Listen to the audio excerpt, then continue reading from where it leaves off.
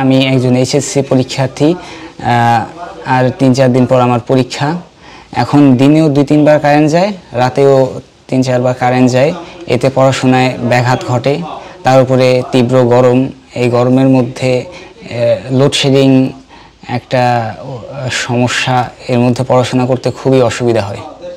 ইদানিং বিদ্যুতে খুব সমস্যা করতেছে, খুব রাত্রে তো 3 বার কারেন্ট যায়, 3-4 বার যায়, ঘুমাইতে পারে না, বাচ্চা কাচ্চা সবাই ঘুমাইতে পারে না। কিন্তু দিনও অনেকবার কারেন্ট যায়। ফ্রিজে কোনো জিনিস তো রাখতেই পারি না, জল ছেড়ে দেয়, কিন্তু যেটুকু রাখি ডিপে রাখতে হয়। এই ডিপের জিনিস কি বাচ্চাকে খাওয়া যায়? একে তো গরমে লোডশেডিংয়ে সবচেয়ে বেশি কষ্ট পাচ্ছি, তারপরে সবচেয়ে বেশি খারাপ লাগে যখন রাতের বেলা লোডশেডিং যায়। রাতের বেলা 3-4 বার যায়, দিনের বেলাও 4-5 বার এরকম যায়। এই দীর্ঘ লোডশেডিংয়ের কারণে রাতের বেলা আমরা ঘুমাতে পারছি না। আমার বাসার মুরব্বী যারা আছে তাদেরও অনেক কষ্ট হচ্ছে, বাচ্চা যারা আছে তাদেরও অনেক কষ্ট হচ্ছে। তারা এই গরমে তীব্র কষ্টে আছে এবং অসুস্থ হয়ে যাচ্ছে। আমরা চাই যে, আমরা জানি যে উৎপাদন ঠিক আছে, বিদ্যুতের উৎপাদন যথেষ্ট আছে, আমরা এই লোডশেডিংয়ের কারণ উদ্ভব করে তারপরে যাতে এই লোডশেডিংটা কমাতে পারে, যত দ্রুত এটা কমানো যায়। অ্যাটলিস্ট এই গরমের সিজন যেটা আমরা আছি, গরমের সিজনে যাতে আমরা এই কষ্টটা সরকার যাতে লাঘব করতে পারে, সেই ব্যবস্থা নেওয়ার জন্য দ্রুত একটা পদক্ষেপ নেয়, সেই আশাই করি। শরীয়তপুরে যে আকারে লোডশেডিং হচ্ছে, এটা আমার মনে হয় সমগ্র জেলা থেকে শরীয়তপুরে বেশি।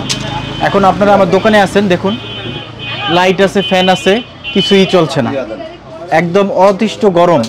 এবং ফ্রিজের যে প্রোডাক্টগুলো থাকে, এই ফ্রিজের এই প্রোডাক্টগুলোর ভিতরে আমাদের ম্যাক্সিমাম যেই ইনসুলিন থাকে বা সাবুজিটার যেগুলো থাকে, এগুলার যেই গরমের কারণে এগুলার মানসম্মত ওই রকম থাকে কিনা তাও সন্দেহ। এখন এই লোডশেডিং যত দ্রুত সম্ভব এটাকে সমাধান করা উচিত। কারেন্ট থাকে না, ঘন্টায় প্রতিদিন কারেন্ট 6 বার যায়। 1 ঘন্টা কারেন্ট থাকলে 2 ঘন্টা থাকে না। গরমে আমরা অস্থির হয়ে যাই, বাচ্চা কাচ্চা ঠান্ডা লেগে গেছে গরমে, এর লেগে হাসপাতাল নিয়ে এসেছি বাচ্চা। বিদ্যুৎ আমরা চাই, আমরা এত কষ্ট করি, আমরা তো বিল দিই প্রতি মাসে, তাহলে আমরা এত কষ্ট করি কেন? বিল যখন তো ডবল বিল নেয় আমাকে তো নিতে, হ্যাঁ পরও আবার বিদ্যুতে কষ্ট করি। দিনে তো কারেন্ট থাকেই না, রাতেও কারেন্ট থাকে না, গাড়ি চার্জ দিতে পারি না, এই গাড়ি চালাই বগুলো না খাইমু, 3 বেলা চালাইমু।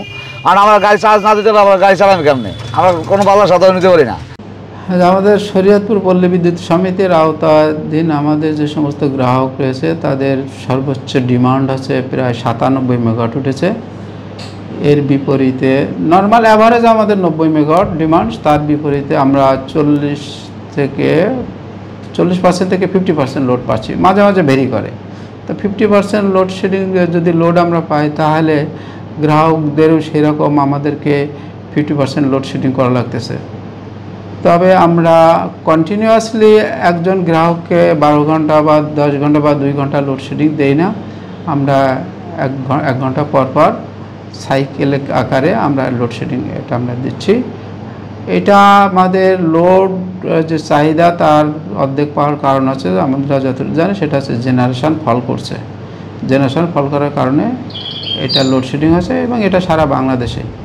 আমরা যতটুকু জানতে পারছি এটা 1 সপ্তাহের মধ্যে এটা রিকভার হবে ইনশাল্লাহ।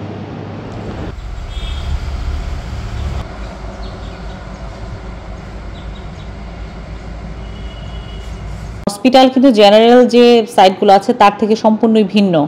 এখন আমাদের এখানে দেখা যায় যে সকাল থেকে যে যাওয়া শুরু, মানে কিছুক্ষণ পর পর মাঝখানে এরকম হয় যে হয়তো বা হাফ অ্যান আওয়ার ইলেকট্রিসিটি আছে, আবার নাই। তো এই যে এই ব্যাকআপটা দেওয়ার জন্য আমাদের জেনারেটর সার্ভিসটা খুব ভালোভাবে চালু রাখতে হচ্ছে। আর একটা কথা হচ্ছে যে আমাদের 2:30 পর্যন্ত কিন্তু ইমার্জেন্সি ওটিগুলো চলে, ইমার্জেন্সি প্লাস রুটিন ওটিগুলো চলে।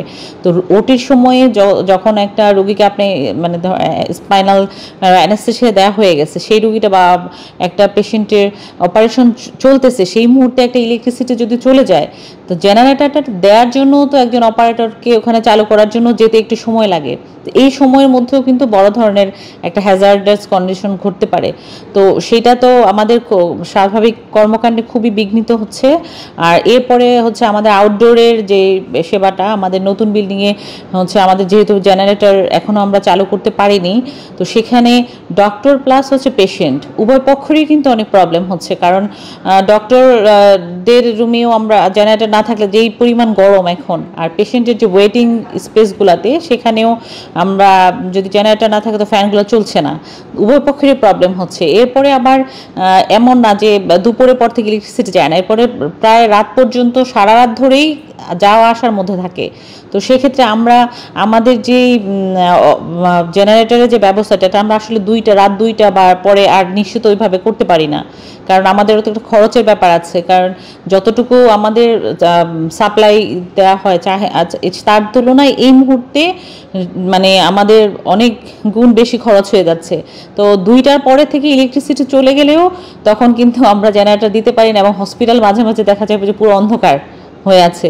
তখন ডক্টররা হয়তো বা মোবাইল লাইট দিয়ে বা মোমবাতি জ্বালাইয়েও অনেক সময় ট্রিটমেন্ট দেওয়া, তখন আর অ্যাকচুয়ালি কিছু করার থাকে না আমাদের। তো অবশ্যই আমার মনে হয় যে হসপিটালে আমাদের যে সাধারণ সেবা অনেকটাই বিঘ্নিত হয় এই লোডশেডিংয়ের কারণে।